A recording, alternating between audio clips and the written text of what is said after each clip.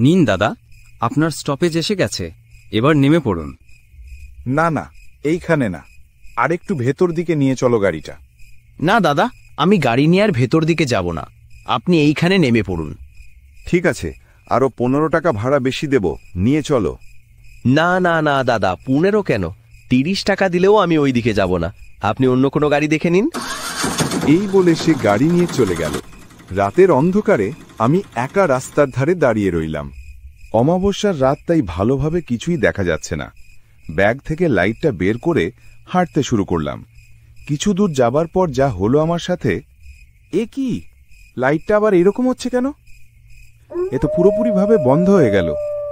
এবার কি হবে? কিভাবে আমি রাস্তা দেখে যাব? না, এই রাস্তাটা ভালো না, তাড়াতাড়ি বাড়ি ফিরতে হবে। হঠাৎ পেছন দিক থেকে কানে ভেসে এলো,